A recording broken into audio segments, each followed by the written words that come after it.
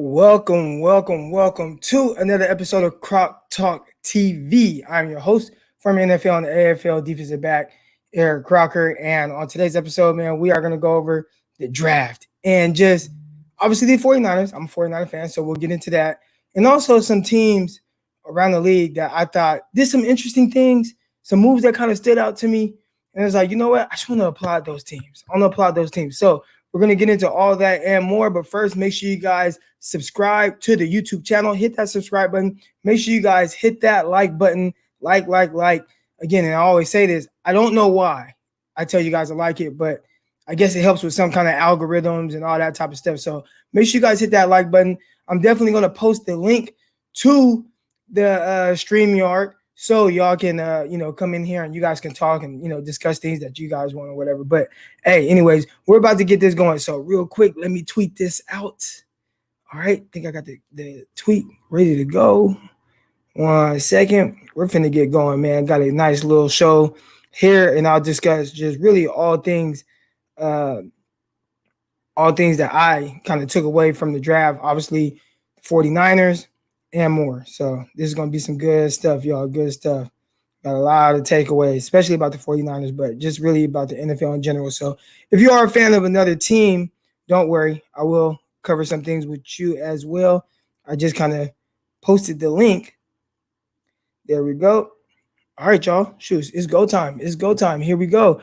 So first things first, let's talk about my San Francisco 49ers.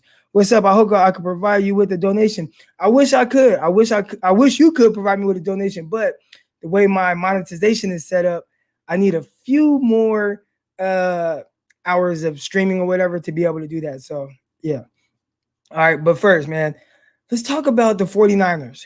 The third overall pick, the pick that we were really just panicking about the whole time. And I guess it sounds like all along, we didn't even have to panic. The guy that they liked was Trey Lance.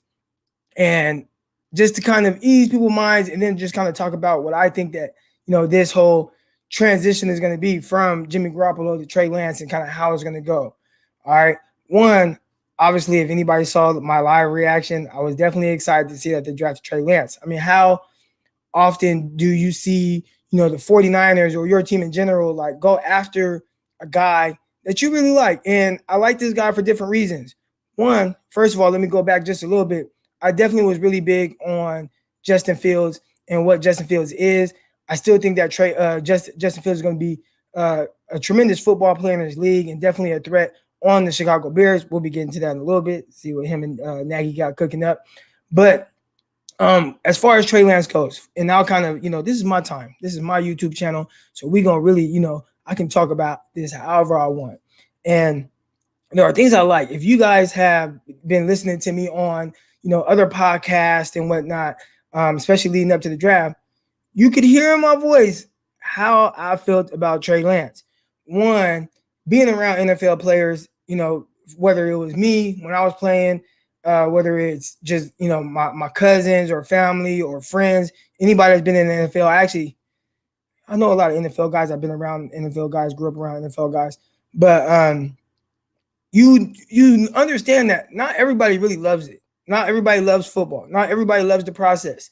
And there's a lot of times where it's like these guys are really talented, right? And you guys have all known these really talented players that is like, man, you see them at a young age, you see them in high school, and it's like, man, this dude is going to the NFL. But there's something that detours them a little bit, right? Like knocks them off path.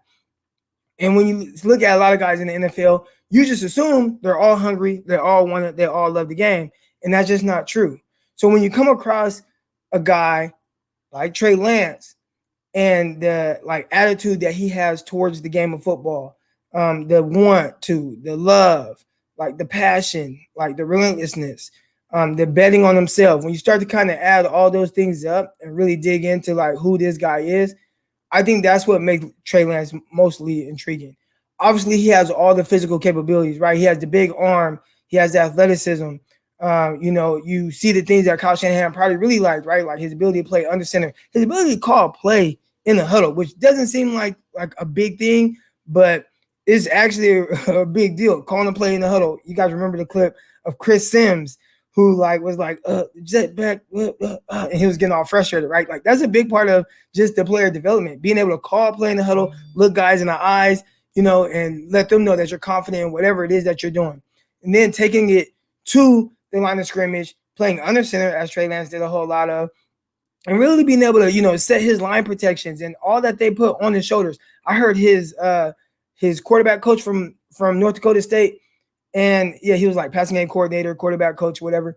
But he said like Trey Lance was responsible for full field reads, and I don't think that's not something that a whole lot of teams, especially in college, are doing, right? You have like a lot of half field reads, or one read. You're kind of reading one guy, and you have two options off of this one read. Trey Lance was actually responsible for full field read. So that was one thing that was definitely very intriguing, and I really like that aspect of it, of his game. So and if my Wi-Fi, I don't know why he's been doing this lately, but it's kind of dipping down and going up. But if I get blurry for a second, don't worry, it'll come back. But as far as Trey Lance goes, man, he's the total package in what he brings. Now, where are the question marks? You have the the accuracy, right? He's more accurate than I think people try to, say. We're talking about a 67% passer, and he's not somebody that's just getting a whole lot of yards off of screens. When you look at guys like, and not to knock Mac Jones is tremendous. I think he's going to be really good for the Patriots, but over 500 yards worth of yards came off of screens. Trey Lance wasn't playing in the offense like that. The more screens you throw, obviously, the higher your completion percentage is going to be. So when you look at Mac Jones, and it's like, well, he's a 77% passer, most accurate quarterback ever. And it's like, not like he's legit and he is accurate, but I don't think his 77 completion percentage is indicative of that. I think when you look at that, like the screens kind of inflate that number. So when you look at somebody like Trey Lance, everybody points to about him being a little bit inaccurate and whatnot. You kind of starts with the fact that, hey, he's a 67% passer. He is accurate, definitely can be accurate, but obviously there's areas where he misses and can improve. So how do you improve on that, right? With hard work. And when you have the type of mindset that Trey Lance has, along with the ability, I think that's something that he's definitely going to overcome. And we've seen a guy like Josh Allen overcome something like that. And I think it was in a little bit more of a drastic measure where, Josh Allen, he was like a 58 or low 60 or something like that. Then he really jumped up, and you see what he has done in the NFL, see the transition.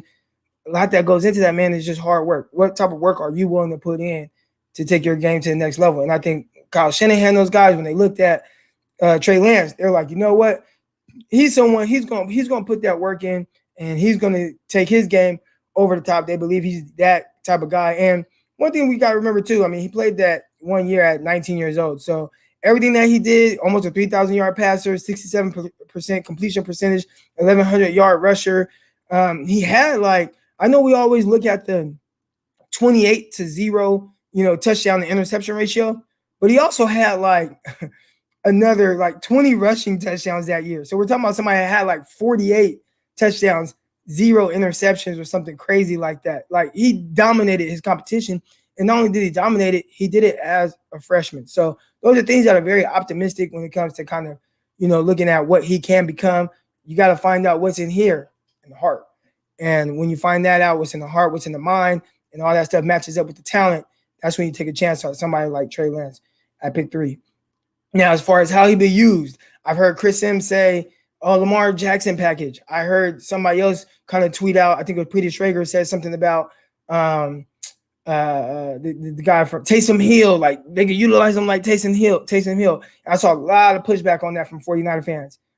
My take on that is not so much that, you have to utilize him in those ways, which, I mean, you can, but give him packages. While you have Jimmy Garoppolo, I know there are a lot of people that are just like, hey, let's throw him in the fire right now, start him from day one. Here's a 3rd overall pick. Let's see it. And it's like, yeah, you would like to do that, but I don't think that that's something that you have to do right now. Hey, we got Jimmy Garoppolo. We know we're really comfortable with Jimmy Garoppolo starting games and being able to lead us to wins, being able to lead us to victories. So what should we do? I think, hey, we want to get our young dude out there. Let's get our young guy and just have packages for him. Now, again, the packages don't have to look like Taysom Hill's. The packages don't have to look like what Lamar Jackson's look like. I mean, we're talking about somebody who played it in under center a lot, and he's used to doing some of the things that Kyle Shanahan does in his offense. So it's not a huge transition, but it's just giving him a small portion of things just to kind of acclimate him to the game, acclimate him to the speed of the NFL while not having to scrap your whole playbook because you have Jimmy Garoppolo. So I definitely lean on having packages for him, whether you're feeling like you want to do like, run some power, quarterback powers, things like that make it more 11 on 11 and give you more of an advantage. Or, just it could be throwing the ball, bootlegs, simple things to kind of get him out there and just get him in rhythm. And then, okay, Garoppolo comes back in. So there are scenarios where I could see the 49ers definitely going with a package for Trey Lance early on. And, hey, you never know. It could be a small package early on, start to build on it. And then by week, 8, maybe he's your full-time starter. But I think that's just a way of kind of working them in and not just throwing them in the fire right away. And it's not to say that he can't handle that, but that's just my opinion on just kind of responding to some of those things. So the accuracy and lack of sliding or getting down before contact concerns me. Rome, that's a great topic that you brought up. Again, I kind of touched on the lack of accuracy. All right. And like I said, 67% passer. I know that doesn't tell the whole story about how accurate somebody is, but he did do that playing in more of a pro style offense, playing more under center. I think he was asked to do more NFL type things with his throws, not a whole lot of screens to inflate his completion percentage numbers. The accuracy can definitely improve. You got to, get those feet right, shoulders right, wrist, however you're pinching the ball, whatever it is that's leading to some of his passes to just miss. Let's work on those things, get better at those things. So, yeah. Is that something that I would be concerned about? I wouldn't say concerned. I would just say, you know what? I would like to see him improve in some of those areas, but I think he's definitely more than willing to make all the throws right now. All right. So let's get, I know everybody has already talked about Trey Lance. Let's talk a little bit about more of the 49ers draft. They did something that I didn't think that they would do, and that was draft offensive linemen. And not only did they draft offensive linemen, they drafted offensive line high. Now, you guys who have been following me and listening to me know I did not expect the 49ers to take offensive line. Why didn't I? The question that I asked all the time was, if you believe in development, 49ers aren't going to go O-line. And what I meant by that was you look at the offensive line, they have Trent Williams, they got Laken Tomlinson, you just signed Alex Mack to, a multi-year deal. You got Brunskill and you got McGlinchey. And I felt like at the end of the day, I have my starters. And if I was going to draft somebody high, I'd expect him to come in and play right away. And what they basically told me is, we don't like Brunskill as much as you do, Eric Crocker. And it's like, all right, I did. I also meant at one point was, do you believe in development? All right, do you believe in development? And if you do, what about McKivitz that we drafted, 4th or 5th round last year? What about School? Those guys. So maybe they're not developing, or maybe they're not showing as much promise as the 49ers would like. So they went ahead and said, you know what? We ain't going to have or leave any questions. We're going to get a little physical up front. We're going to draft a right guard or left guard, but he's going to be playing right guard from Notre Dame, Big Mauler. And we're going to go in here and we're going to do what we do. We're going to run some power stuff and be able to really upgrade that right guard position. I will say, if you are going to draft a guard, I'd like you to do it in round 2. So they traded back. We're able to, use some draft capital to trade back up. But I wasn't expecting them to draft running back. Offensive line.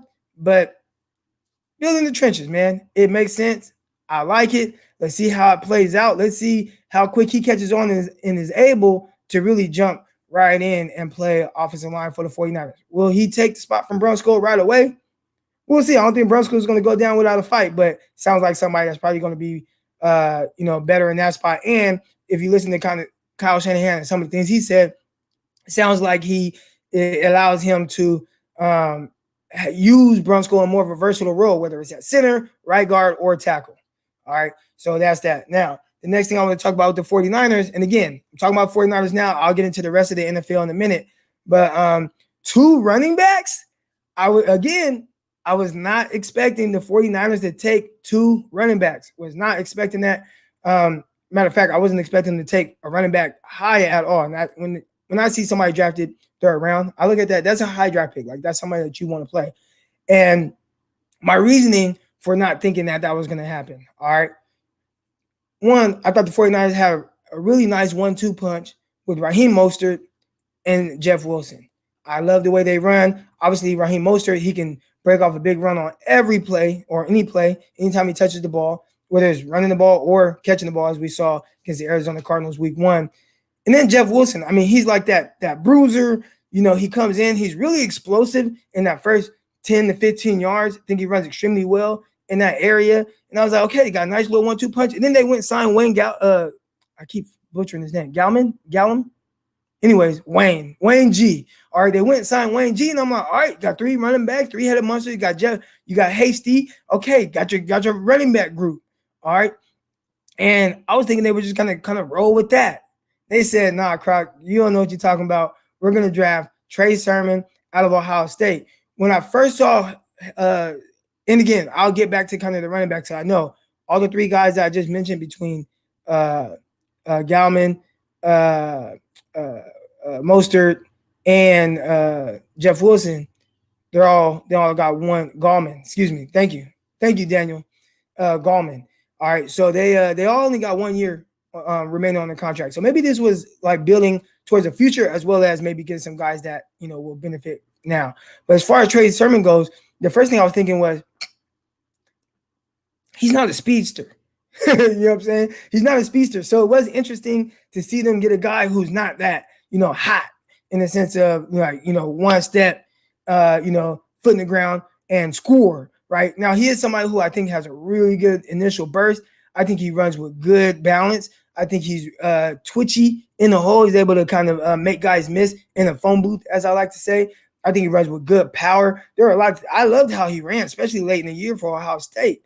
I mean, he put Ohio State on his back against Northwestern. I mean, running for over 300 yards. I was watching that game live because I'm watching Justin Fields, and I'm like, damn, Sermon is going off. He was not running like this early in the year, but it was like a switch went off, and he just started going crazy. So obviously you see the talent that he possesses, and I think that definitely was good value with where the 49ers drafted him. Was interesting to see, like, he's not that hot guy that the 49ers usually draft or sign at running back, right, with that 4.3 speed. But his style of running is very complementary to what the 49ers have. And the first guy that came to my mind, because I've already thought about this watching him play live, I'm like, man, this guy, he runs like Kareem Hunt. And if you notice how Kareem Hunt and the cat from Georgia, I'm always butchering names right now. I don't know why I got all these names in my head, but they got the running back from Georgia, and they got Kareem Hunt over there in Cleveland. I like their dynamic of how they play and how they run the rock. You watch how Kareem Hunt runs. It's very reminiscent of how Trey Sermon runs. So I'm really excited to see Trey Sermon and how he mixes things up. If you go back to the Washington football team when Kyle Shanahan was there, and he talked about this run. Nick Chubb, thank you. You guys are on it. And Kyle talked about this runner that he had, right? And we've seen him, Alfred Morris. Alfred Morris wasn't a burner, but he had 1,600 yards as a rookie. So I remember watching that, and obviously the threat of RG3 being able to run the ball, aka Trey Lance, being able to run the ball definitely helps, holds backside defenders. They can't crash on everything. You have to respect the quarterback. Now you're playing more 11 on 11. Definitely benefits the 49ers. And if you watch Trey Sermon and how he can run with this, I mean, I think the 49ers, they're going to have shoes. We talk about Mostert. Mostert's been averaging like, 6-7 yards a carry at times. This is going to be his best year if he can stay healthy. So I'm really excited to see how they do the zone read scheme, with Trey Lance, kind of throw him in there, different packages, and how that opens up the running game. But I definitely was shocked to see them not only take one running back, but two. And the other running back definitely made more sense in the sense of, being somebody that ran in the 4.3s, Mitchell, and how explosive he was, especially when they turned on the highlights. I don't really watch running backs like that, especially if it's not just like, Sermon. I just watched a lot of Ohio State, so I noticed them. The North Carolina running backs, I watched a lot of North Carolina watching Dominic Brown, so I noticed him. But this cat, I didn't know who he was, but showing the plays, it's like, okay, I can see why Kyle likes him. Runs a little upright, but he's running away from defenders, got that speed. I'm interested to see if those are the guys that 49ers kind of look to build on. And I see Big Dez in the chat. Gallman might be a camp casualty. You are correct. Now, here's one thing, and if you guys haven't, go back, watch my YouTube video with Lavelle Hawkins, the one thing people forget about guys who have veterans, if the veteran is on the roster week 1, right? If you have him in camp and he's on the roster week 1, his salary is guaranteed for the rest of the year.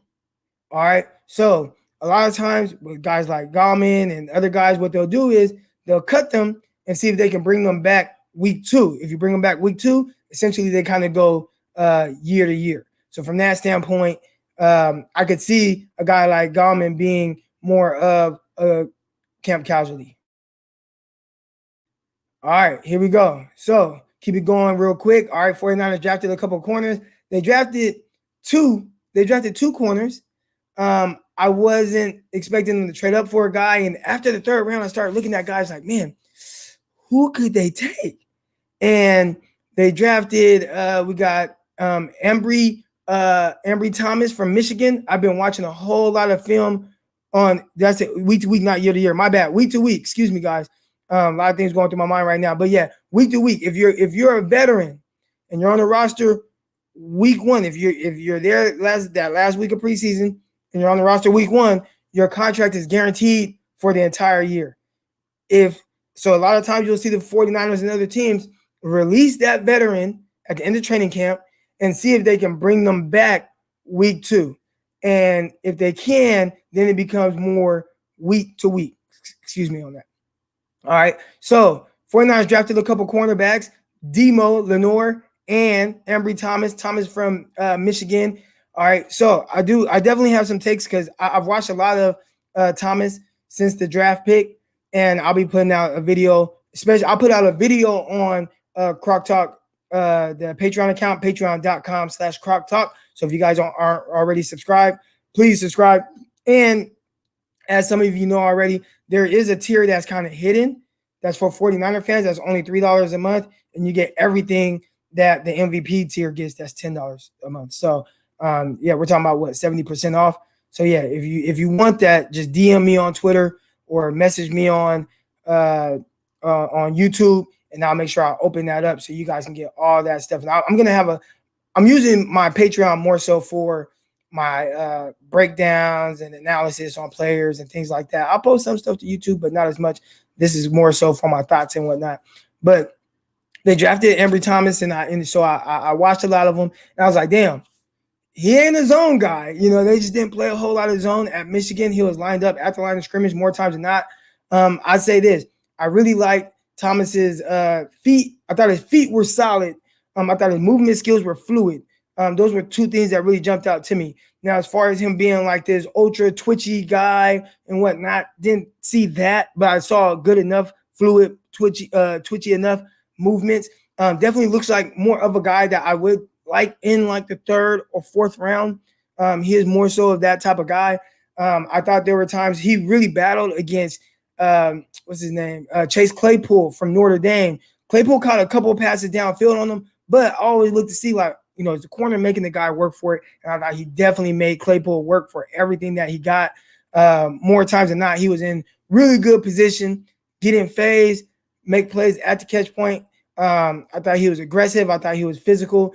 He was a guy that opted out, so he didn't play last year. But when you just look at the talent, you know, ran in the 4.3s, has a size. He really reminded me a lot of Trayvon Mullen, who was drafted in the 2nd round out of Clemson a couple years ago. So that's who I see. If you guys kind of want to know what I see with Thomas, yeah, I'd say he looks more like Trayvon Mullen. All right. And I like Trayvon Mullen. He was like my CB2 in that class. You know, and it wasn't a deep class. It wasn't like that good of a cornerback class, but I'd say that's who he kind of looks like. So the other cornerback, Demo Lenore, I don't want to try to butcher his name, but I have a full-on breakdown on my Patreon account, patreon.com/Croc Talk. So I've done a full breakdown on him already. Like his ability, was really up and down 2019. And luckily he's able to read the room and did a really good job of coming back. Went back for that last year at Oregon.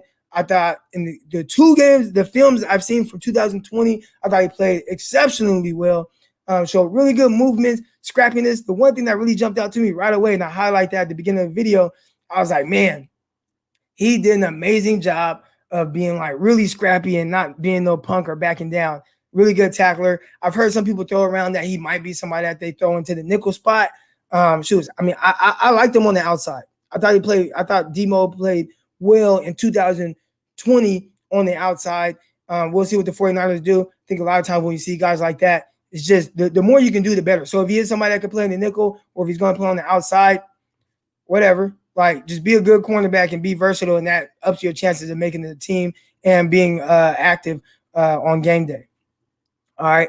I'm pretty much done with the 49ers, right? Oh, no receivers. All right, real quick. Croc, who is your favorite quarterback heading into the draft? So my quarterback rankings, my final ones, I kind of tweeted them out. I didn't make like a video or anything about it, but at QB5, I had Mac Jones.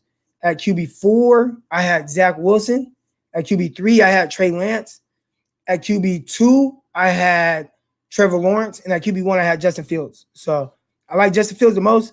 Again, this is coming from somebody who's not able to meet with anybody or meet with any of these guys or talk to them. I'm just really just going off of, what I see and what I feel like their upside is. Obviously, anytime you're in the range of the top two guys that I mentioned, I'm talking about Trey Lance, I think you have tremendous upside. So because I think the world of Trevor Lawrence and Justin Fields and what their ability is. So, and I think Trey Lance is right there. So really like those guys. By the end of it, I wasn't as high on Zach Wilson as other people. I think that it's not the popular thing to say, but a little smallish, right? Injury concerns already, surgery on the shoulders and whatnot, was really a roller coaster ride in prior years. And then this year played against lesser competition, and all of a sudden he looked great. So it's like, man, like, why didn't you look exactly like that before? Or maybe he just progressed that time. But there's just some things that kind of worried me a little bit with him. So I had to answer that quarterback question real quick. I'll get back to the receiver position. I was shocked to see the 49ers not take a receiver. That was very interesting and intriguing to me. My initial thought was maybe they are high on Jalen Hurd and Juwan Jennings possibly making some type of return or back to some case, right? And I've always thought about, like, if you can get anything, and again, I see my Wi-Fi sometimes it's kind of going in and out right now. Never mind that if I get blurry. All right, make sure you guys subscribe to the YouTube channel. Subscribe, hit that like. There's 230, 250 of you guys in here right now. So I should have 250 likes on this video. All right, so make sure right now, go ahead, hit that like button. Make sure you guys hit that subscribe button. All right, I'm gonna keep plugging that. But as far as the receivers go, maybe they if you're set with Debo and Nagy, you are, and you have Kittle. So essentially you have your 1, 2, and 3 options. I was interested to see, would they get a pure slot guy or would they get a bigger body guy, because maybe they're not as sold on Hurd kind of coming back, or even Juwan Jennings. And I think what they did, and I know there's Mohamed Sanu. Again, I expect him to be somebody who gets cut at the deadline and then potentially brought back a couple of weeks later. Excuse me. I know there's Richie James. I know there's Travis Benjamin, but Benjamin, he's kind of been more of like a fourth receiver, special teams value.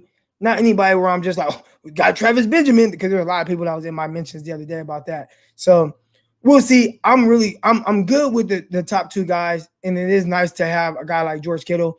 But after that, we'll see. I was interested. I when you have Terrace Marshall on the board right there, I'm like, you got to take Terrace Marshall. Like, that was my guy, and I just saw a clear way that he fit in. He freed Debo up to do all Debo things.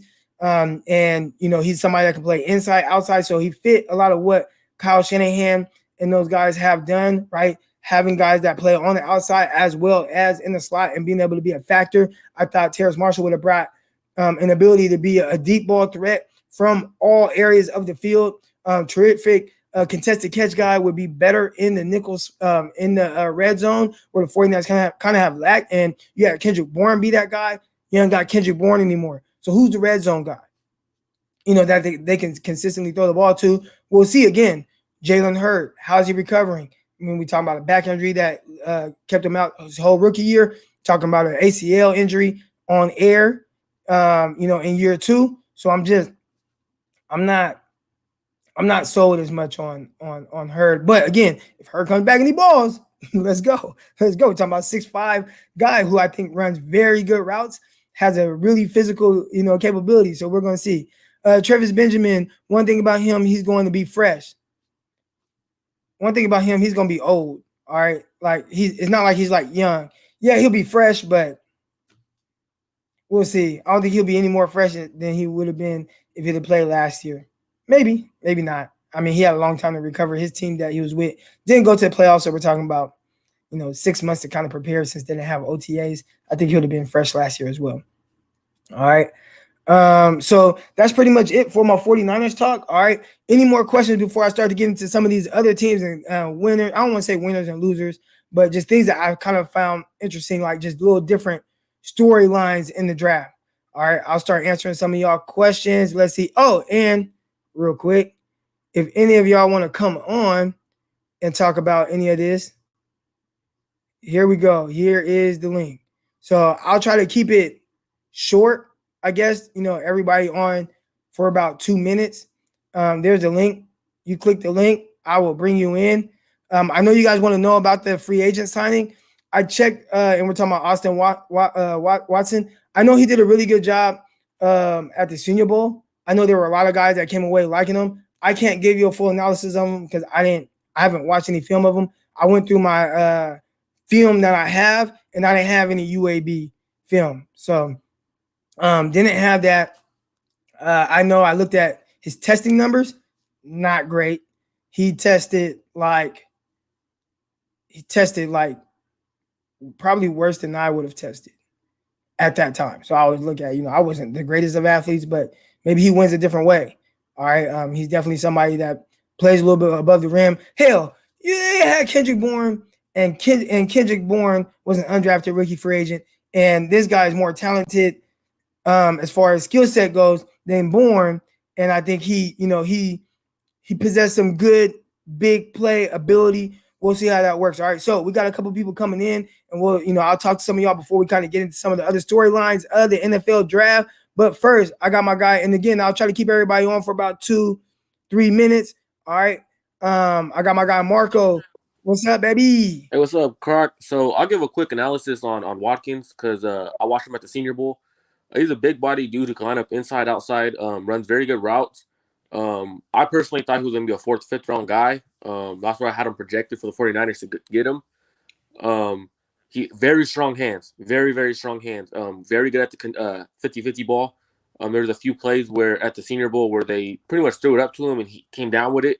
So I'm going to have to go through my clips on the Senior Bowl and find all those one-on-one routes and a couple of the possessions where he shows his strong hands.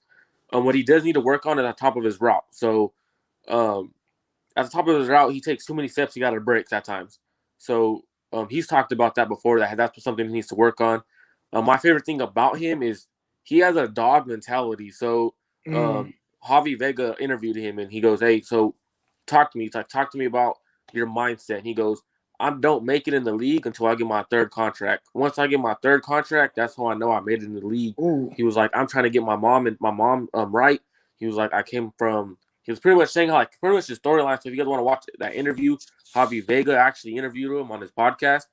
So it was a pretty good interview. If you guys aren't following Javi, which I'm pretty sure if you're a 49er fan, you're definitely following Javi, but he does great work following the 49ers. So my guy Javi Vega, make sure y'all find him on Twitter, and that's who my guy Marco is talking about. Yeah, so that interview stood out to me. Like, okay, this dude's a dog. Like he comes, pretty much what he said is he was like, I come from nothing and I'm trying to make it. Like, so that's what I liked about his mentality. But on the field wise, the best thing that stood out to me is his frame. Like the dude's 6'2", 220, I believe. Like in that range is what he looks like. I don't know his actual weight, but he's gonna be a dog. But I personally think he's better than KB.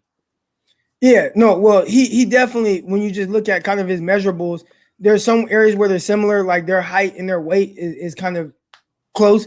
But even then, you can have a certain height and weight and still have a different style of play. So I think when you look at him, when you look at him and kind of what his capabilities are, I think he brings a certain level of play that's similar to Kendrick Bourne, and I think he possesses a little bit more natural speed to win vertically, and I think that's the one thing KB was kind of lacking a little bit. But obviously KB, he's carved out a good career for himself, and went to New England, made himself some money. Let's see if Watson can kind of be that guy as well, where he comes in and is something that the 49ers are really needing. So I'm excited to see that. Alrighty, Croc. All right, thanks for coming on, mate. All right, here we go. Next up, we got my guy, Quest for Six. What's happening? Yo, what's up, Croc? What's good, Yo, man? I'll probably most excited about the picks probably Ambry Thomas because I seen him last year when I was watching guys like him go against Chase Poole, and also I was looking at Donovan Peoples-Jones from Michigan. Yeah. What do you think of Ambry Thomas? I really wanted Asante Samuel, but I felt like that sort of made up for a bit later in the draft. Yeah, Asante Samuel, it sucked to kind of miss out on him. 49ers traded back some picks and, missed out on grabbing a guy like Asante because I think he went to the Chargers, which is probably a great fit for him. Matter of fact, I got a Madden League right now, and I actually have Asante Samuel on my Chargers in my Madden League. It's super random. But aside from that, yeah, I like Asante Samuel, like where he went. It would have been nice to see the 49ers be able to grab him. They didn't. They went and got Ambry Thomas, which I still like him. I think there's some ability there. I think ideally I would like a little bit more twitch, but I think just from an athletic standpoint, movement skill standpoint, I think he's good there. I think his feet are solid, change of direction, all those things. Saw him lose a few. I know the first 2 games I watched of him, he lost 3 jump balls downfield, 2 to Chase Claypool at the catch point, which were really great catches. And there's another one he got beat vertically. I can't think of the team I was watching in that game, but I know he got beat downfield. But I think overall, I mean, he is somebody that can run. You see his 40-yard dash, and that ability is all there and really shows on film more times than not. I'm definitely interested to see kind of, just how he transitions to the NFL. And I think it gives them just a little bit of, I guess, I don't want to say leverage, but just the kind of, okay, we can play with Verrett, we can play with Mosley, we're comfortable with them starting. And then you have a guy like Thomas who maybe he could be your 3rd or 4th outside guy and see if he can build on that. So definitely excited to see kind of, how he develops with the 49ers for sure. Oh, that's cool. Yeah. One thing I did pick up, I don't think he probably has the instincts of a guy like Asante, but I did hear that he's really, really competitive, and he got real sick. I think he lost like 40 pounds or 35 pounds or something, and he was in hospital running the hospital stairs, and that he was trying to get ready for the season. I think he got that was the year before. Who is this? That's Ambry Thomas. Oh wow, no, I did not. Yeah. I didn't hear anything about that. That's crazy. And that's one thing I like in a player, a guy that's like really, really competitive. Thanks, Carl.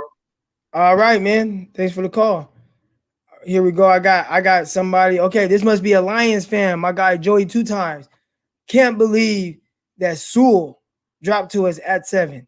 Listen, and I've kind of talked about it a little bit. I thought it was, I don't want to say irresponsible of the Bengals to not draft Sewell at 5, but it was irresponsible. You know what I'm saying?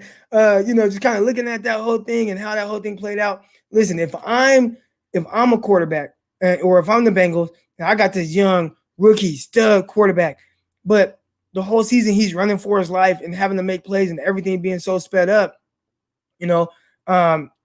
let me go get my guy a franchise-changing tackle, whether he plays left tackle or right tackle. I know they got Jonas Williams coming back, who coming off of an injury.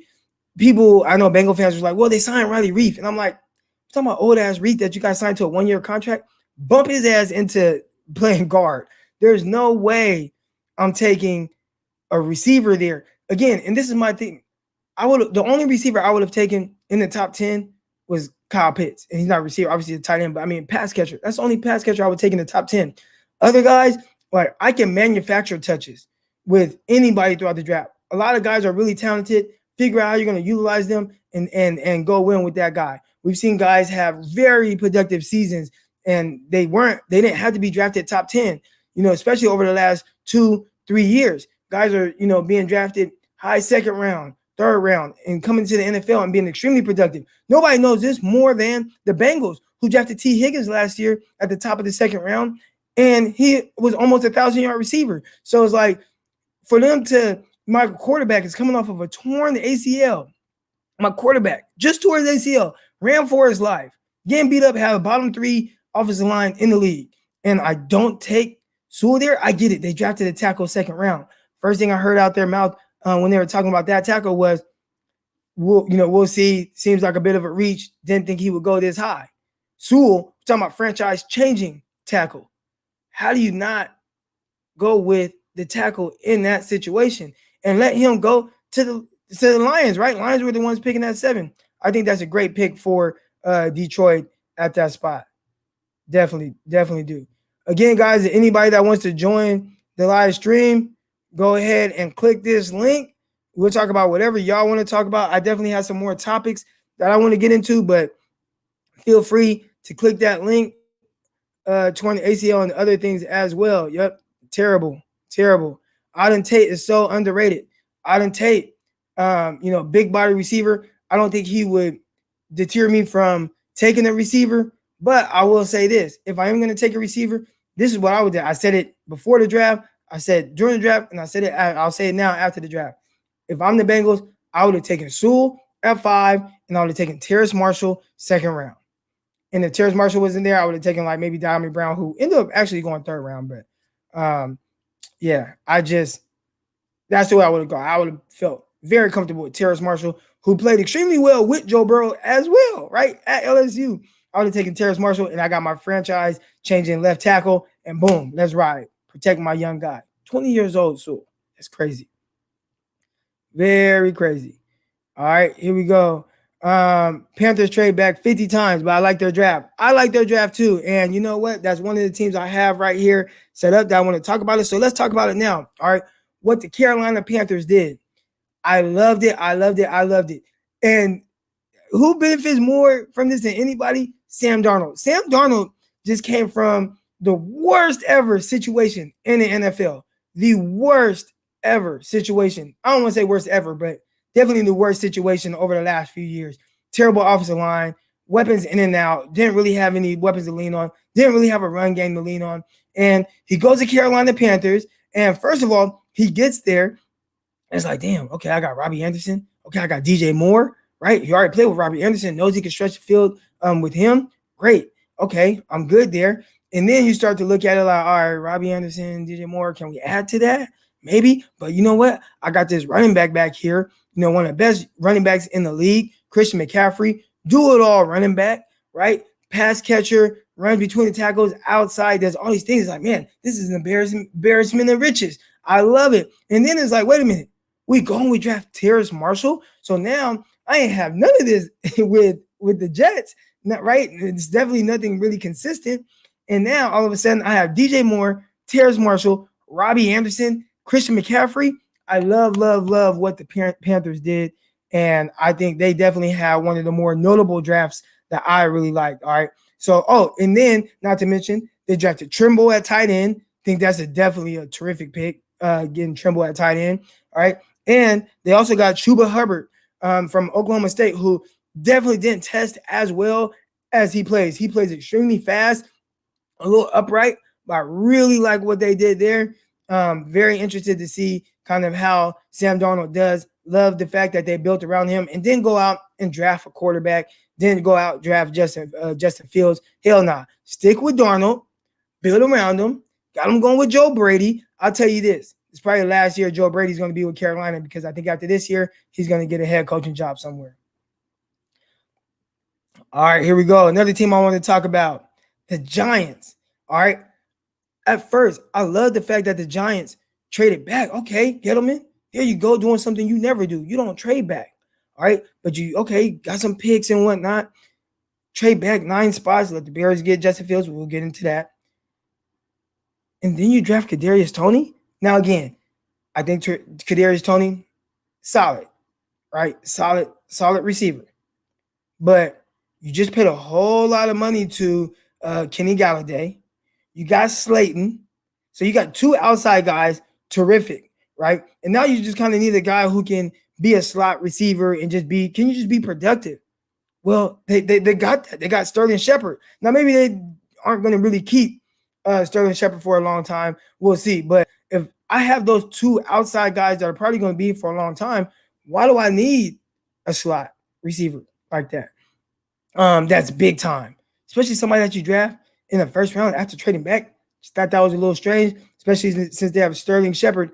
And not only do they have Sterling Shepard, they also have John Ross. Now, again, I'm not expecting a whole lot of John Ross, but I just thought it was very interesting that they chose Kadarius Toney when they already have Galladay, Slayton, Sterling Shepard. It was very, very iffy of Dave Gettleman. All right, so I know that was definitely interesting. All right, we're gonna get into some other topics here. Here we go. We got the Bears. Now, in theory, I love what the Bears did. Right, they were a team that went and was like, "Hey, we need a quarterback." They've actually gone to the playoffs 2 out of the last 3 years with Nagy, and really up and down quarterback play. Trubisky's kind of all over the place. He had Nick Foles that still was kind of up and down or whatever. Still went to the playoffs. And if any of you guys watched the Bears in that playoff game, it was like, man, if they just had a good quarterback, they would have been solid. So they went up and they traded for one. Now, this is the only thing I have a question with, about them drafting Justin Fields, which obviously that was my QB1. Love that they got him. Extremely talented. How patient will Ryan Pace, that's his name, right? The GM from the Bears, Pace in that front office, how patient will they be with Nagy and Justin Fields' development? If Justin Fields doesn't come in and ball out right away, I got to sneeze, y'all.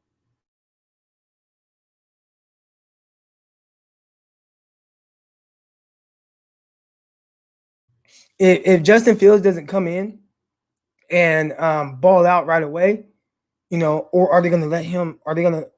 First of all, let's start with that. Are they going to let him battle it out with Sam Darnold?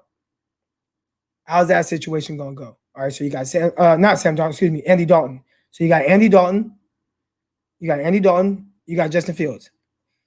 Are you just going to go with Justin Fields right away? You're not paying Dalton a whole lot of money, so I think you definitely can go that route. All right, now let's say you go with Justin Fields.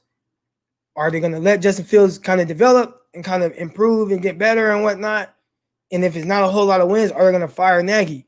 Now, the reason why I said, are they going to fire Nagy is because, and this is why I think the whole situation is just a little sketchy.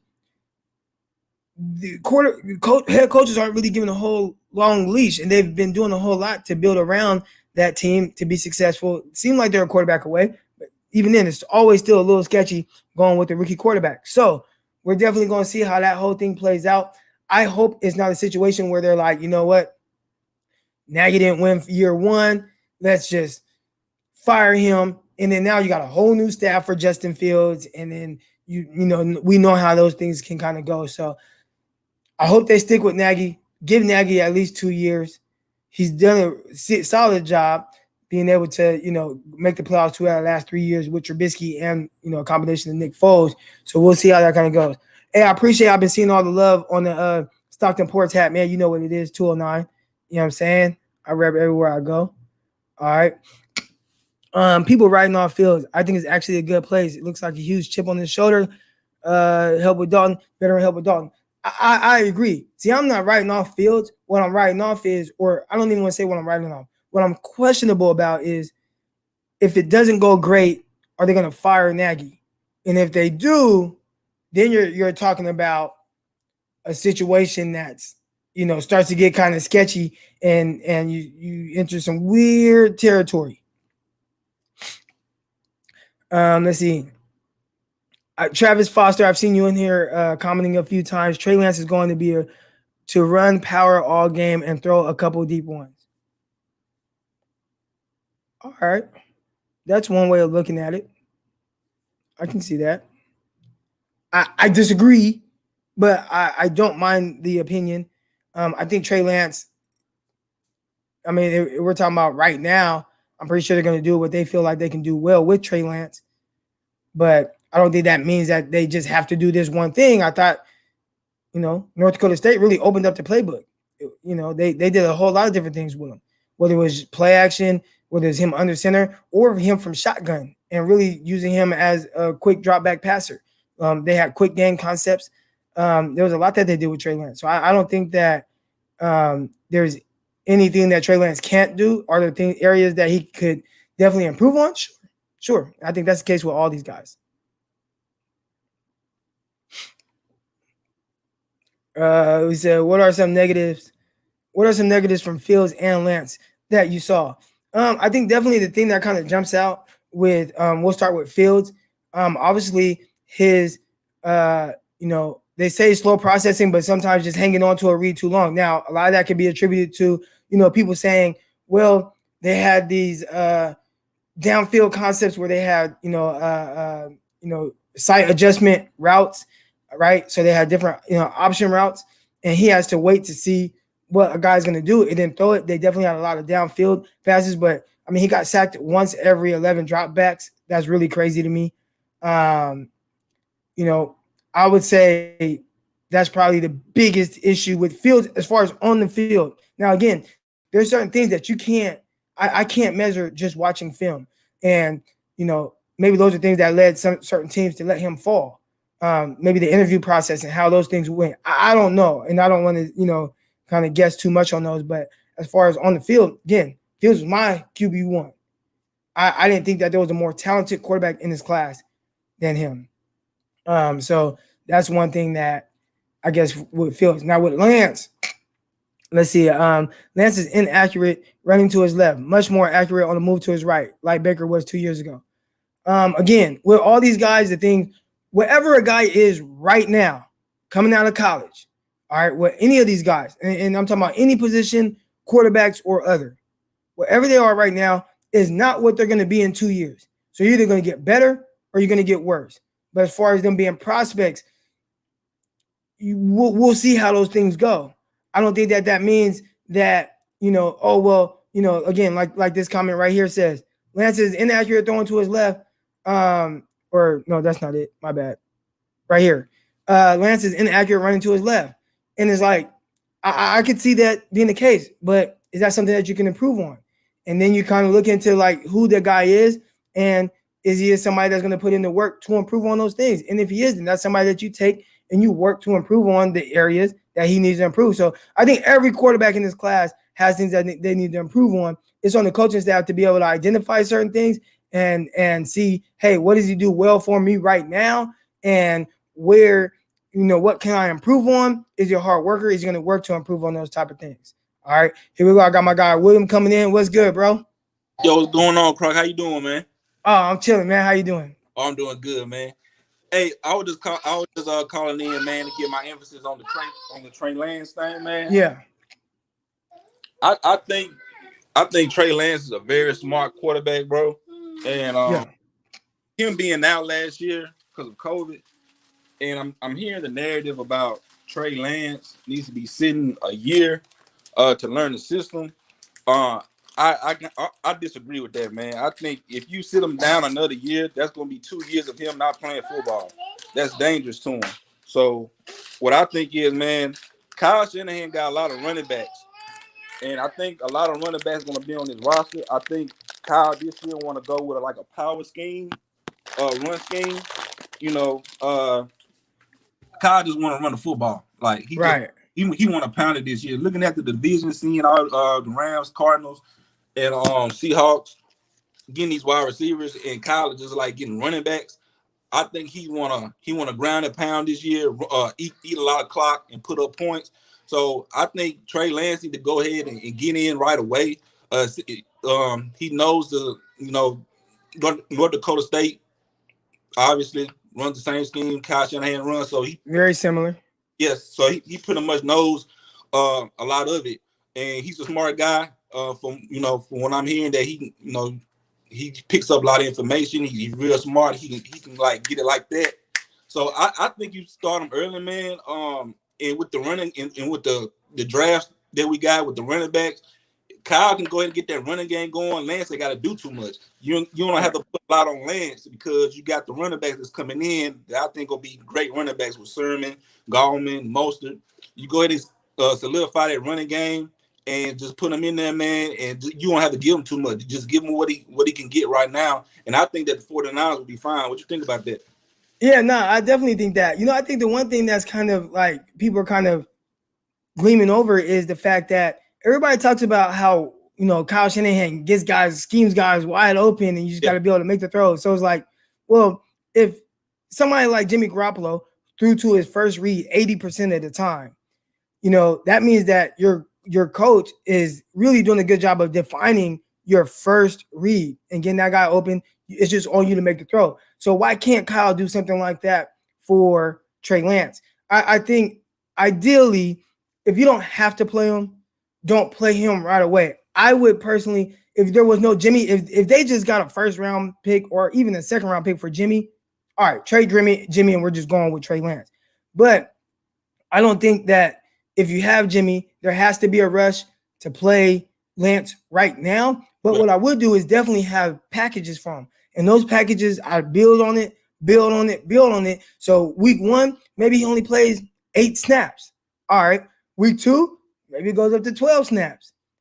Yeah. Keep doing that, adding more to his plate, building up to it. And by midseason, if you feel like you can get more out of him than you can Jimmy Garoppolo, I would probably go that route. So that's just kind of my thought process on that. Again, wouldn't mind him if he just had to start. All right, let's play it. But if he doesn't have to start, all right, we know we win games with Garoppolo.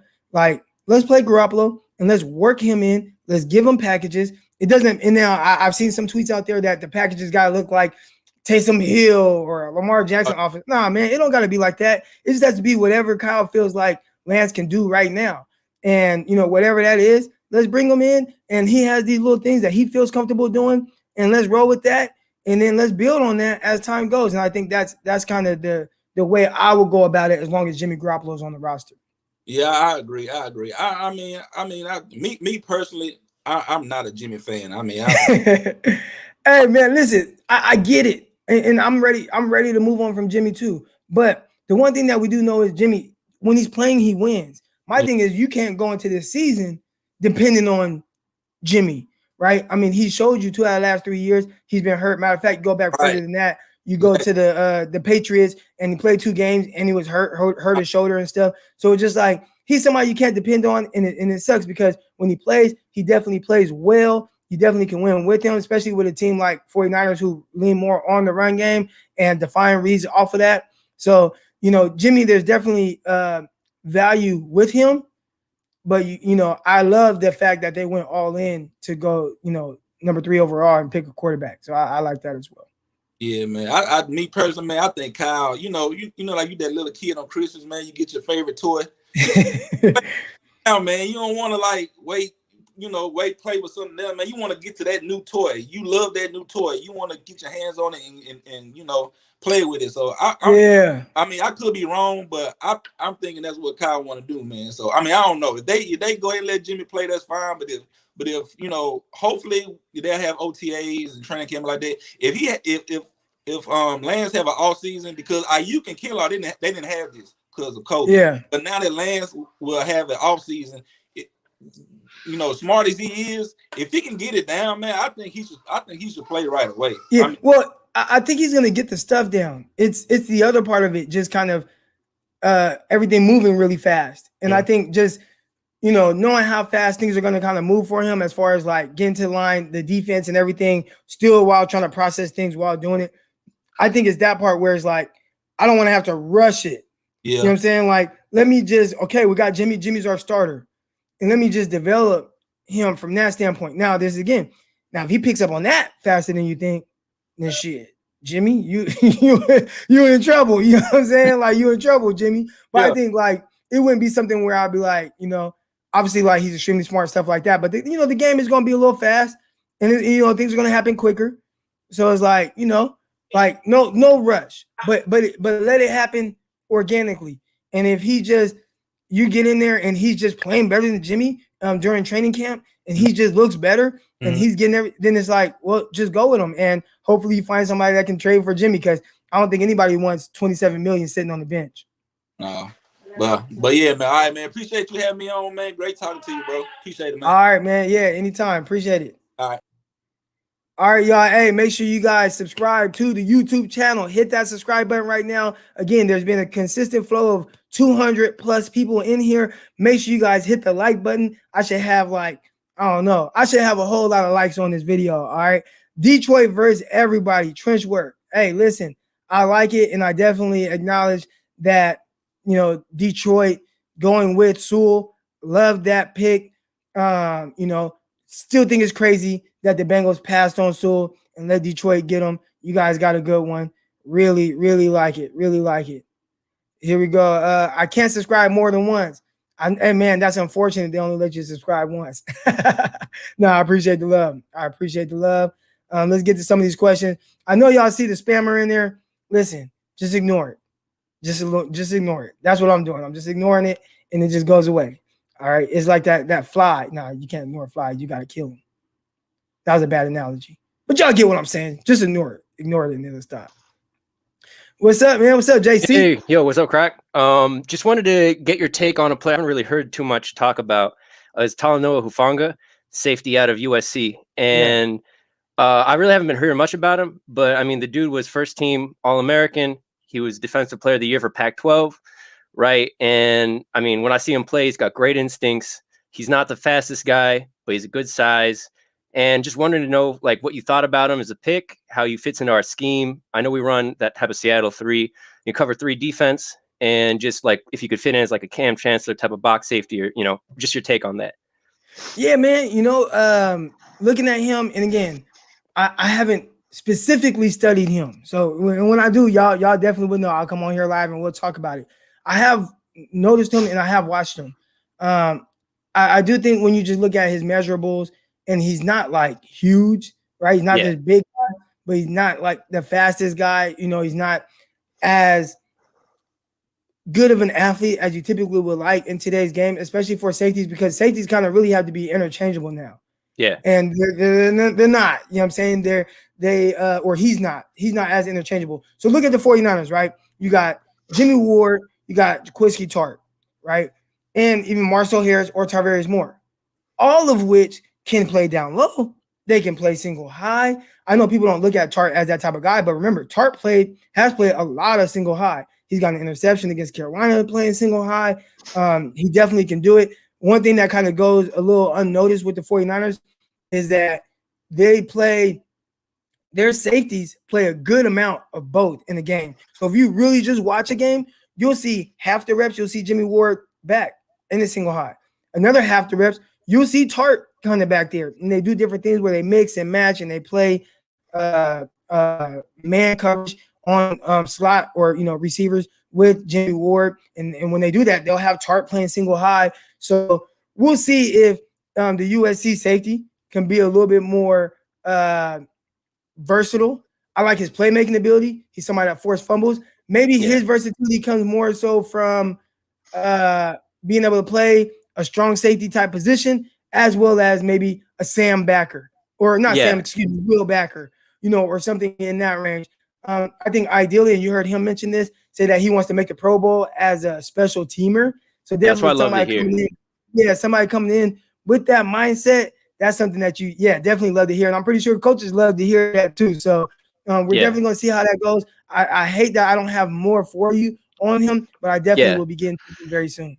He was just an interesting guy because he just seemed to have a nose for the ball. I mean, he was just around the ball a lot. It was the play rec. And I know he doesn't have great athleticism, but I feel like he really put himself in good positions, diagnosing those plays, and really aggressive. So thanks for the info. I know he's a player not a lot of people have talked too much about, but interesting to see where we put him and see if he can make an impact on special teams first year.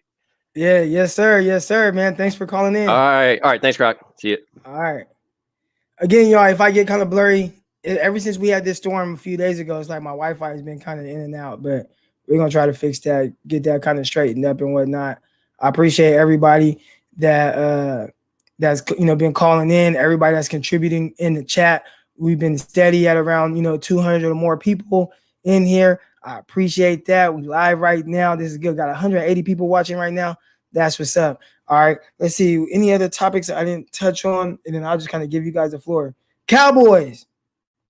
So the last thing we'll talk about, the Dallas Cowboys Hold on real quick. I'll answer this.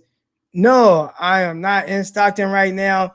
I am in Arkansas. I'm in the sticks. And that could be why my Wi-Fi goes in and out as well. I'm in the country. All right. I am in the country. Kind of blurry is an understatement, but as long as I can hear you. Yeah, it's like stuck on like the lowest Wi-Fi level right now. So, hey, hopefully this kind of clears up pretty soon. Usually it kind of, here we go, starting to clear up now. So, all right, here we go. So let's talk real quick about the Dallas Cowboys. And definitely, they did something that was very intriguing. I like some of their picks. Simi Fehoko, loved him.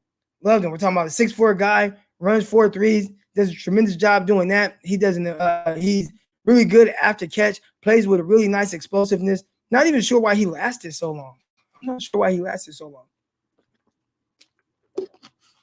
But the Cowboys, they went, damn, it's getting blurry again. The Cowboys, they went and drafted 2 6'4" corners. All right. Now, there's one corner from South Carolina where I'm assuming they are going to be playing him at safety. That's what I heard somebody say. Homeboy in the Ozarks. Man, I ain't too far from the Ozarks. I saw somebody say he might be playing safety. But in general, anytime you see 2 6'4" corners being drafted, definitely you kind of is intriguing, right? Intriguing to a lot of people. Everybody wants these big, tall corners. My take on that is I typically like corners that are around 5'11" to 6'1". Their movement skills are just better in general. I think their fluidity is better. Their change of direction, their hips. Anytime you have somebody that's 6'4", which they got 2 6'4" guys, the movement skills are just a little bit longer, kind of changes some of the type of receivers that you play against, or it challenges you more with those type of guys, the guys that are a little quicker, twitchier, and especially like if you have to line them up in space. Those are the type of things where it's like I would worry to have a really long corner like that, especially 2 long corners like that, where maybe at some point they could kind of be vulnerable to twitchier, quicker, more sudden receivers, which a lot of receivers in the league right now aren't like huge. There's a lot of 6 foot, 6'1" guys. And if you get caught up, if you're really tall like that, long like that, it could whoop you. Now, Cowboys just went with a new defensive coordinator. They got the guy from Seattle, Dan Quinn, right? Dan Quinn. Then they got DQ. So that's something where we'll see how it works. Is Dan Quinn kind of thinking a little bit more in the past with how teams have been, playing these tall, long corners? I know that was something that, he did with Seattle, and he's kind of really was one of the pioneers of these big 6'3", 6'4" corners. But again, it kind of limits like the mobility of that receiver, and we'll kind of see how that whole thing kind of shakes out. I'm interested to see, how that whole thing works.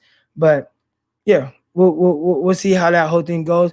All right, we blitzing and intercepting your receiver better be on point. Okay, pros and cons of Mac Jones. All right, here we go, Travis. I know people kind of been complaining about you spamming, so try not to spam, please. And if you want, here's a link right here. You can kind of come on and give your take right there. Boom, right there. So there's a link if you want to come on, Travis, and talk about it. All right, but Mac Jones, pros and cons. Let's talk about the pros, because I always like to start with something that's positive. I think Mac Jones is probably the most consistent quarterback at doing quarterback things, being really good with his feet in the pocket. I think, really being able to get the ball out and timing and rhythm. I think he does a terrific job doing that. I really like him as a pure ball distributor. One thing that I kind of noticed, he definitely can be very accurate downfield, but there are also a lot of times where, because he doesn't have the biggest of arms, his receiver bailed him out a lot at the catch point. But there definitely are times where you can see him hit guys in stride. So, I think just in general with Mac Jones, what he is, he's a really good, efficient distributor of the football, but is not likely to give you a lot of second reaction plays. So, he can move a little bit better than I think people give him credit for. He's not just this pure statue, but he's not the most agile guy either. So if he gets in a situation that, where the pocket is kind of collapsing a little bit, it's just done. And again, Sometimes mobile guys get sacked too. Talk about Justin Fields getting sacked once out of every 11 dropbacks. So, the mobility definitely isn't everything, but I do think, like, I always like to go off of what you can teach, what can't you teach, right? You can really improve your in-pocket mobility, your feet, and maybe your feel for getting the ball out right now. You can improve on those things. It's really hard to improve on getting a bigger arm. It's really hard to improve on being able to really just rip off 20-yard, 30-yard, 40-yard runs. Again, you don't have to win like that, but it's just nice to have that. Let's take a step back a little bit, and you look at Patrick Mahomes. Patrick Mahomes doesn't run for a ton of yards, and he's not even the guy that ran like a blazing 40 or anything like that. But when he takes off, it hurts you.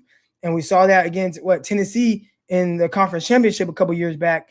He took off for like a 30-yard run to take the lead right before halftime or right after halftime or whatever against Tennessee Titans. So, you just kind of see those things, like just having that added ability to be able to run, it just helps. So, again, I think Mac Jones, he's somebody that people talk so bad about because he never should have been in consideration for the 3rd overall pick or top 5 or really top 10.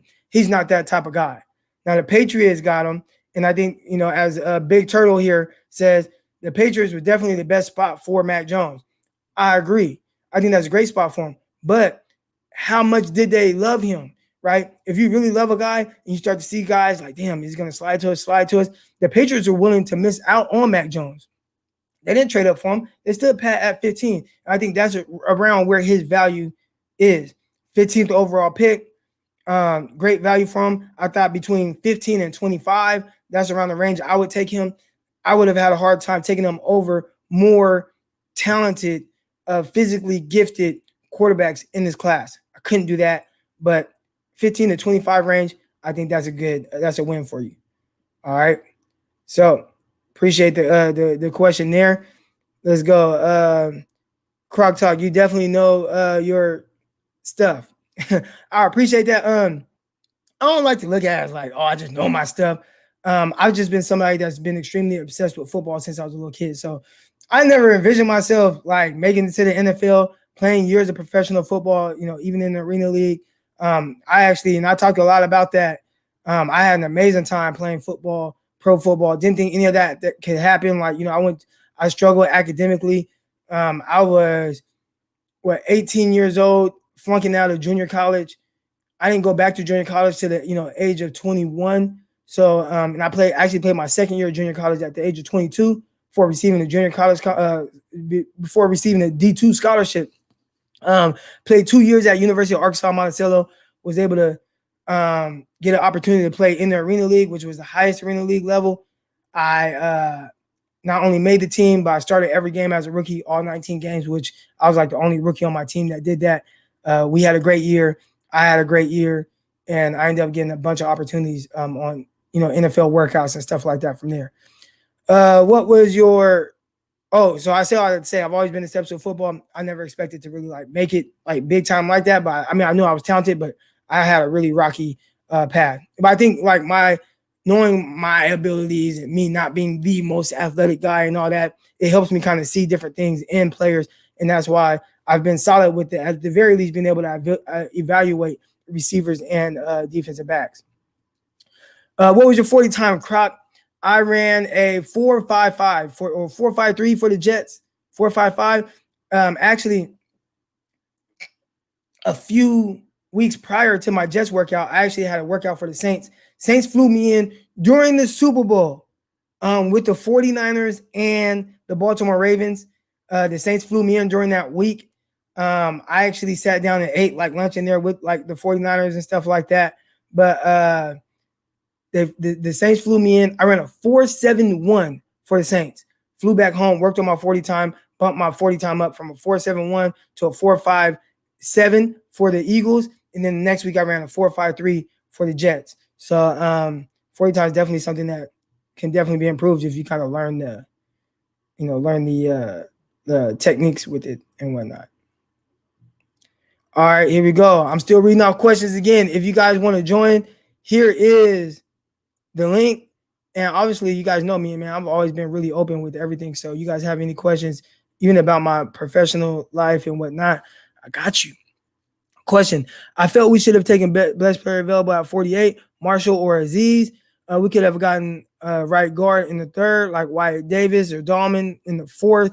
He can play center and guard. Amon St. Brown, Amon-Ra St. Brown, wide receiver in the fourth. I felt like was a steal as well. Bro, I agree. And definitely, I wanted Marshall there. That was my pick. If we are talking about, Brian Peacock, you that follow 49ers, you know who Brian Peacock is. Locked on 49ers. Make sure you guys subscribe to his podcast on Apple Pods or whatever you listen to. But great guy. Anyways, if we're doing shadow drafts like he does, if Eric Crocker was making the pick at 48, it would have been Terrace Marshall. But if not Terrace Marshall, it would have been Aziz. That was the other guy I'm looking at. Like, that's best. These are the best two guys there that I would have had. And I would have been good with either one of those guys. Maybe they have a different direction that they want to go to with building the team, obviously. So I think that's the only thing about, I could say about that. As far as Amon-Ra St. Brown, definitely interested to see him go to the Lions. Thought that was a really good pick. He might end up being – that's a guy who I'm really high on. I'm re-ranking my top 5 receivers based on landing spots. And he's going to be in the top 5 because who the hell else do the Lions have? They lost Marvin Jones. They lost Kenny Galladay. Who are their receivers? I'm surprised they didn't even take a receiver higher. Let's see. Mac Jones fans going into hiding. Mac Jones fans into hiding. My family says don't talk to me like that. Mac Jones is good, man.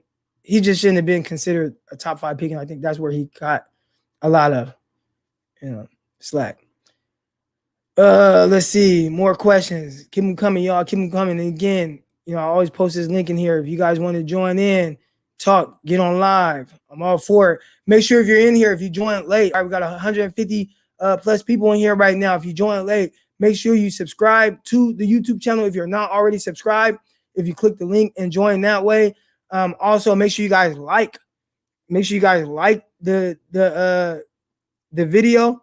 I'm retweeting the link out again, talking about all things NFL draft from 2021, recapping all this. I appreciate you guys all being in here with me right now. Yeah, so what do you think of the Cardinals with Hopkins, Larry, AJ, Moore, and Kirk? And Moore. Yeah, Moore. That's who they just drafted. They got some weapons. Better be able to cover them. You better be able to cover him. Larry's, he's old, but he's still a pro. But Hopkins, he's good at what he does. AJ Green, DJ Moore, Kirk. They went all in. They went all in on receivers. That's for sure.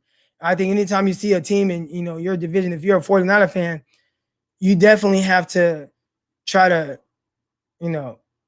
play off of that a little bit. And what I mean by that is you gotta maybe load up on cornerbacks because you kind of got to play to your division a little bit. Not saying you got to go all in on that. 49ers are going to do what they do and win that way. But you're going to need some guys to kind of guard all those bodies, man. And those are receivers, especially with DJ Moore, man. That's scary, him playing in the slot. Already Kirk is a good versatile receiver, plays inside, outside. You got Moore. He's going to man the slot. And then you got Hopkins, who plays big, and AJ Green, who is big. So it's intriguing. They got a whole lot of weapons for sure. It's a little scary. I'm not going to lie. Will the 49ers be able to combat that? We will see. We will see. All right. Mac Jones fans going into hiding. Rondale Moore on the Cardinals. I know it's scary. It is scary. It is scary. Let's see. Will Justin Fields' talent be wasted in Chicago? We talked a little bit about that already. I think if you're – oh, damn. It's going blurry again, guys. Hang in there. I'm in the sticks, y'all. But, you look at you look at Chicago, and I'd say if you're going off of what Chicago is right now, they are a good team. They're just coming off a playoff, appearance. And really a playoff appearance is 2 out of the last 3 years. So they got weapons everywhere, right? They got Miller. They got Robinson, who they just refuse to let go.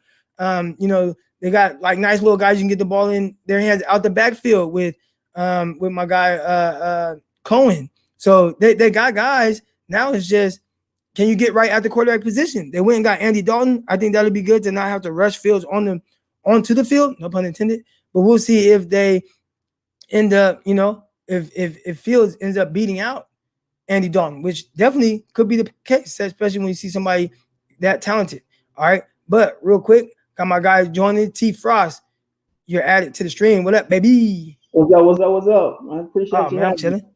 Oh, yeah, all good. You already know. I got a couple of Mac Jones questions. Yes, sir. Who? So you supposed to repeat like Mac Jones. My bad. Go ahead. So a lot of times what you see with raw prospects who come out who got a high ceiling is they don't always like develop the passing game, right? Be it somebody like Cam Newton or Jamarcus Russell, or you can it's a long list of you can even go I think his name was I can't think his name, but he played for Arkansas. Ryan Mallett, guys like that. So my thing is somebody like a Mac Jones. I mean, somebody like Mac Jones. He has, the ability to just get the ball in his playmaker's hands. He not gonna make the big crazy play, but he can get the ball in his playmaker's hands. And to me, I think that's sufficient. He did it at Alabama. He pretty much had the same year Joe Burrow had, guys like that. I love the talent of Lance.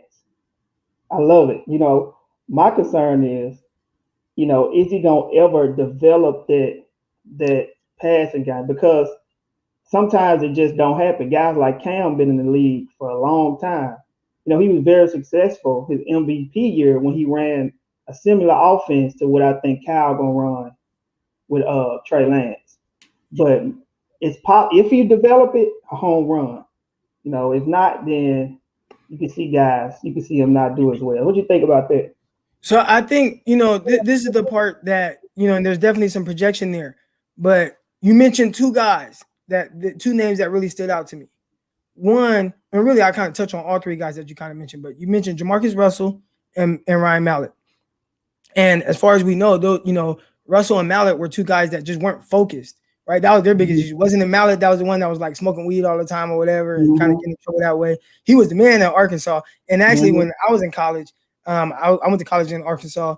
They were at the peak of their powers at, University of Arkansas, Ryan Mallett. But with Ryan Mallett, it's, how focused are you? And he had a lot of those issues. Jamarcus Russell, we know he wasn't focused, right? We all heard the story about them sending home the DVD, a blank DVD, and telling him to, watch it. He never watched it. Next day they come back and they ask him like, hey, what was on there? And he's like, oh yeah, I learned a lot. Like I learned a lot that was on it. It's like, it was a blank DVD. So a lot of times when guys don't, reach their potential, they don't work towards it. They're not putting in the time, the effort, the minutes, the hours, the blood, the sweat, the tears, all the stuff that goes into really being ultra successful.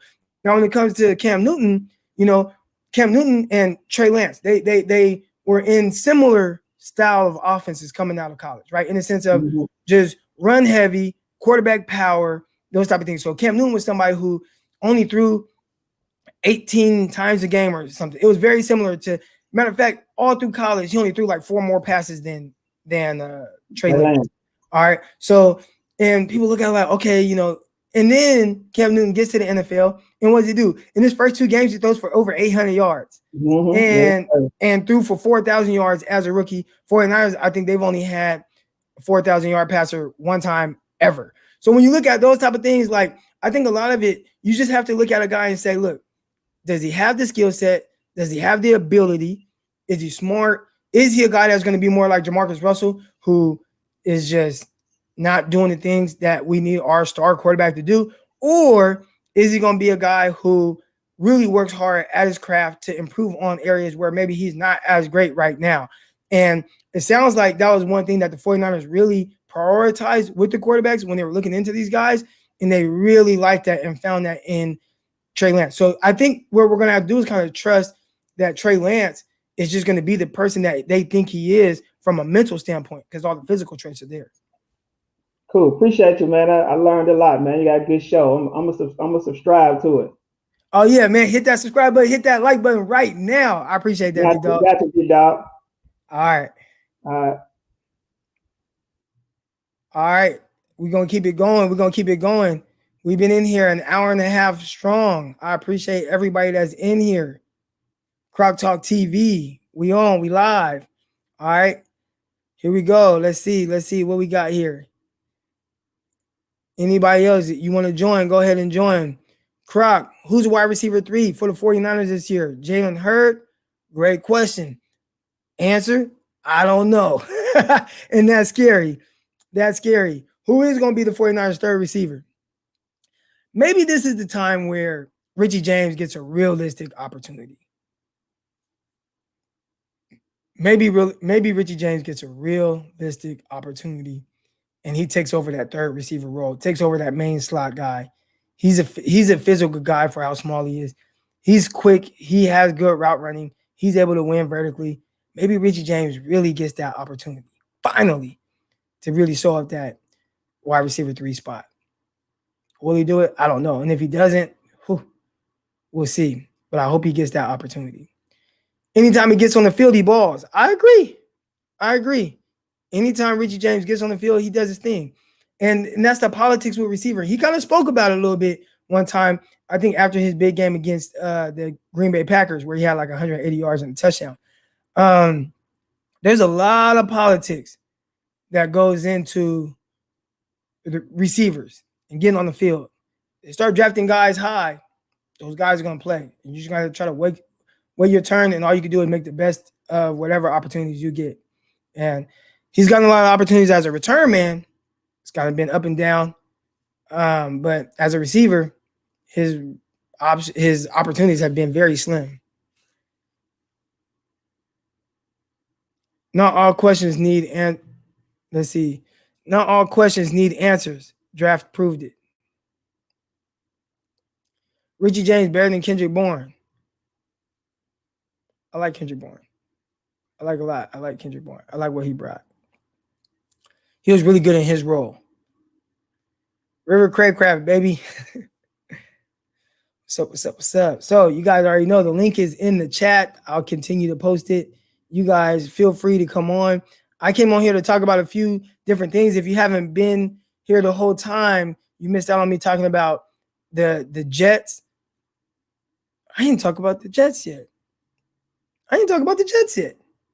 All right. So I talked about Carolina Panthers. I talked about the Bears. I talked about the Cowboys and their big corners that they drafted. Obviously, I've talked about all things 49ers, kind of where the 49ers are kind of going with that whole situation.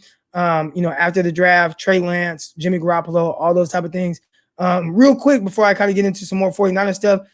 And damn, I'm getting blurry right now. All right, let's talk about the 49ers stuff until my stuff kind of clears up. But thoughts on Austin Watkins. I really just don't know a whole lot about him.